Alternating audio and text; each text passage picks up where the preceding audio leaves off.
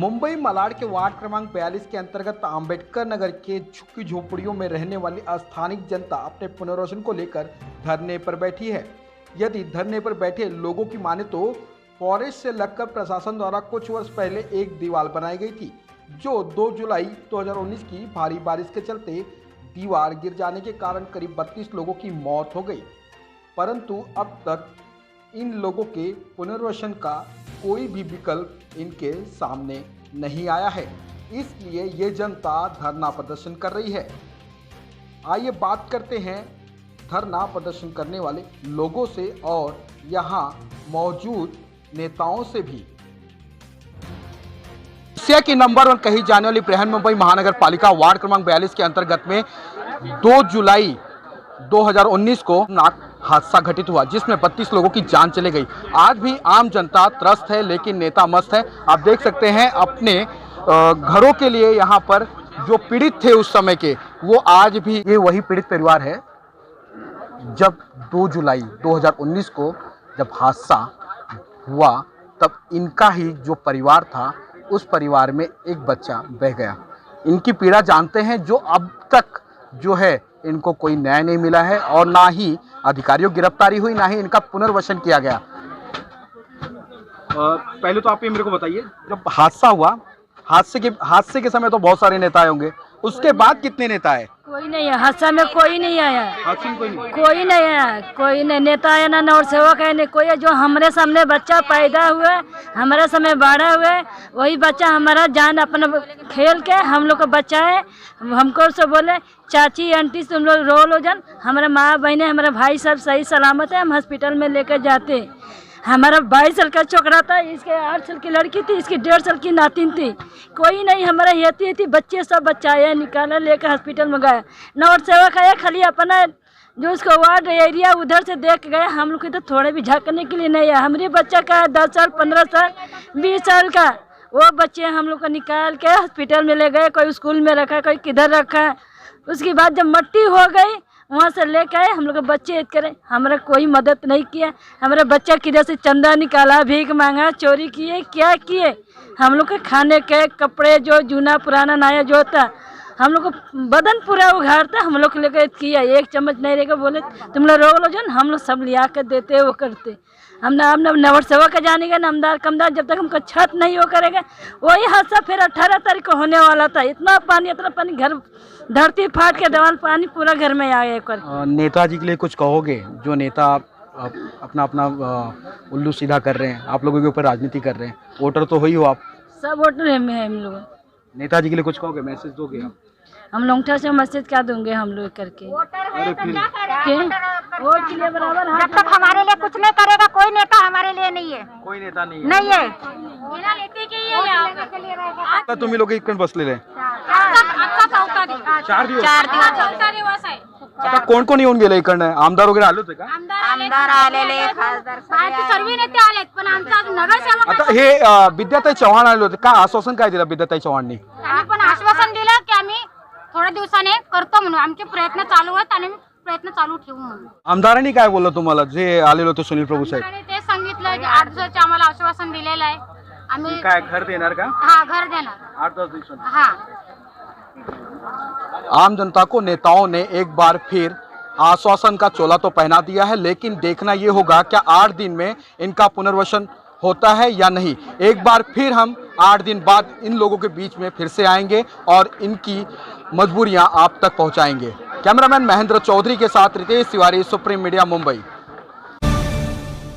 विद्याताई चौहान आज डिंडोसी के वार्ड क्रमांक 42 में विद्याताई चौहान ने विजिट किया। आखिर क्या हालचाल जाना है, किस तरीके की स्थिति है, उनसे जानते हैं। जी देखिए, वहाँ पर जो 2 साल पहले 2 जुलाई को वहाँ पर रिजर्वायर का वॉल गिरा था और वहाँ के बहुत लोग 32-33 लोग बह गए थे।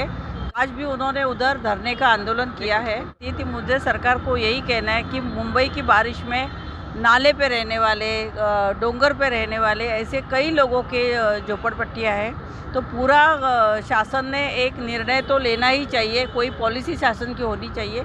और महाआघाड़ी सरकार हमारी उसके ऊपर, पॉलिसी के ऊपर विचार कर रहे हैं और विचार नहीं तो उन्होंने काम को भी शुरू किया है। उनकी अगले हफ्ते में मैं एक मीटिंग भी मुख्यमंत्री जी के साथ भी लेने वाली हूँ। उनको मिलके बताने वाली हूँ कि ये किस तरह से लोग कैसे जी रहे हैं और इनको पुनर्वसन करना बहुत जल्दी ज़रूरी है। जैसा कि आपको मालूम है, यहाँ पर अभी जो लोग बैठे हैं उनके कुछ लोगों ने वहाँ से एक कांदिवली में जो बिल्डिंग है वहाँ पर एक 200-300 घर खाली पड़े हैं। तो मुझे लगता है शासन ने पहले ये निकालना चाहिए कि उनके पास कितने घर खाली पड़े हुए हैं और उनको तुरंत शिफ्टिंग देना चाहिए। सुधीर जी, 2019 से हादसा घटित हुआ है, अब तक कोई सुविधा के नाम पे तो कुछ हुआ? कुछ नहीं हुआ। लेकिन जब 2019 में घटित हुआ था तो सरकार किसकी थी, आपको पता है? सरकार हमारी थी और वो टाइम उनको 8 दिन में 5 लाख के चेक यही पारेख नगर हॉल में बांटे गए थे। अब जो सरकार है महा विकास आघाड़ी सरकार, वो आज कुछ भी नहीं कर रही है। इन लोगों को सिर्फ आश्वासन के ऊपर आश्वासन, आश्वासन के ऊपर आश्वासन। अभी हम लोग ने 5 दिन पहले हम लोग फॉरेस्ट ऑफिसर संजय गांधी राष्ट्रीय उद्यान में लेटर डाले, महानगर पालिका के आयुक्त को दिए।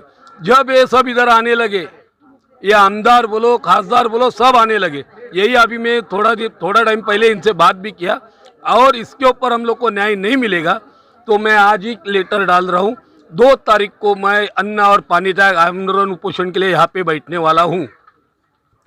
यहाँ का मसला ऐसा है कि सरकार की पूरी लापरवाही और नाकामी मुझे नज़र आई। हाँ, सरकार की पूरी लापरवाही और नाकामी मुझे यहाँ पे नज़र आई। 1 साल से ऊपर का वक्त हो गया है यहाँ के बांध को टूटे हुए और तकरीबन 2 साल, 2019 की घटना है ये, और 2 साल होने आ गया है और यहाँ के आमदार आके 8 दिन का लोगों को पेपर वर्क का तारीख बताते हैं। क्या कल रात में या आज अभी 10 मिनट में अगर ऐसा कोई लैंडस्लाइड हो जाए तो क्या 8 दिन बाद क्या यहाँ के लोग जीवित रहेंगे उनका ये सेवा पाने के लिए? हाँ, तो ये झूठे वादे, झूठे आश्वासन देने के बजाय आप बाकायदा यहाँ पर बस लेके आइए, लोगों को बिठाइए और लोगों को पहले आप एक कैंप में आप डालिए। कैंप में डालने के बाद पेपर और कागजी कार्रवाई का ये सब ढकोसला और चूरन चलता रहेगा, समझ में आता है हमको भी। और यहाँ पे खाली आना है, अभी इलेक्शन आ रहा है, बराबर आएंगे सब। हाँ, इलेक्शन आ रहा है, अभी थोड़े दिन बाद महानगर पालिका का चुनावी कार्यक्रम चालू होगा तो बराबर घर घर पहुँचेंगे। हाँ, लोगों को फिर राशन देने के वादे करेंगे, कपड़े बांटने का वादा करेंगे, ये करूँगा वो करूँगा, घर बना लो, पक्के मकान बना लो, और जैसे इलेक्शन खत्म होगा फॉरेस्ट की थोड़ा कार्रवाई चालू हो जाएगी इनके ऊपर। तो इस तरह का ना ये दोगली राजनीति ना करते हुए महाराष्ट्र की वसूली सरकार को यहाँ के जनता पर ध्यान देना चाहिए। वसूली बाद में भी कर लेंगे लेकिन पहले लोगों के बीच में ज़रा आ जाएं भाई। लोग जब रहेंगे, लोग उनको चुन के लाएंगे तो वसूली करने का बहुत मौका मिलेगा। तो इससे बाहर निकलें, ज़रा ध्यान दें। कहीं ना कहीं जो दीवार गिरी थी उस दीवार को अगर सही तरीके से बनाया गया होता, अक्सर देखा जाएगा क्वालिटी को लेकर साल की गारंटी दी जाती है, लेकिन क्या सरकार ने जब ये दीवार बनाई उस समय गारंटी का ख्याल किया था? क्या उनके ऊपर कार्रवाई की गई? ऐसे में हम जानेंगे, यहाँ पे आरपीआई के नेता भी हैं, क्या कहेंगे?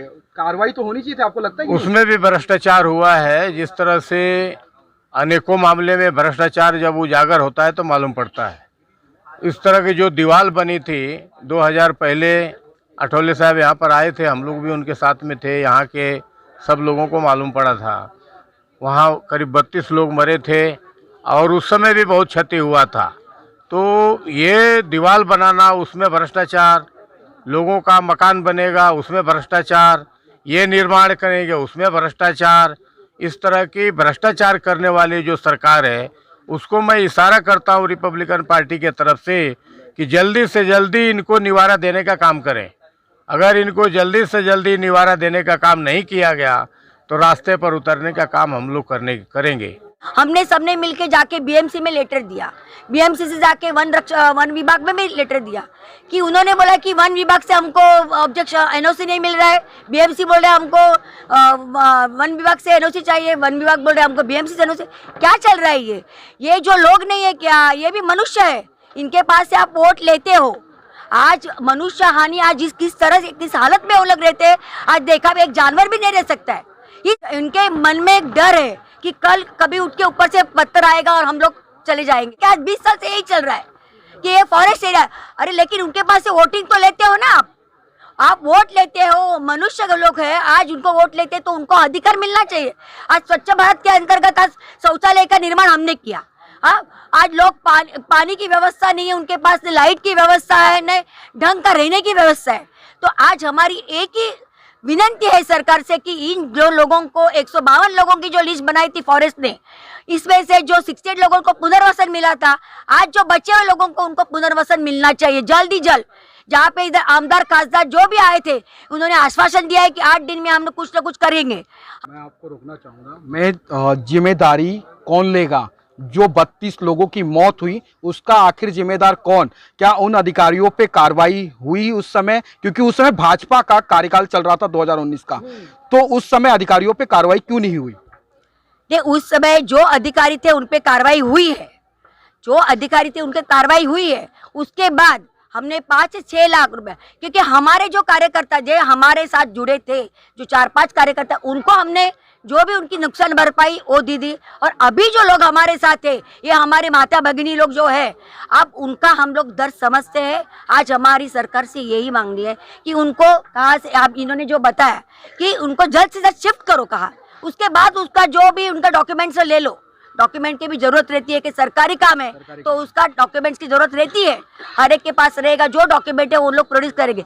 लेकिन अभी जो हाल है, अभी जो अतिवृष्टि का, जैसे चिपलून, सावंतवाड़ी, सांगली, रत्नागिरी साइड में जो हुआ है, आज सब लोग टीवी देख रहे हैं। अब शून्य नागरिक है यहाँ के, सब लोग टीवी देख रहे हैं क्या चल रहा है। तो ये परिस्थिति अपने यहाँ में आना नहीं चाहिए। इसके लिए इतना तुरंत जल्द से जल्द पुनर्वसन कहा न कहा शिफ्टिंग उनका होना चाहिए। ये मैं दरख्वास्त करती हूँ यहाँ के आमदार खासदार सभी को, ये मेरी विनती।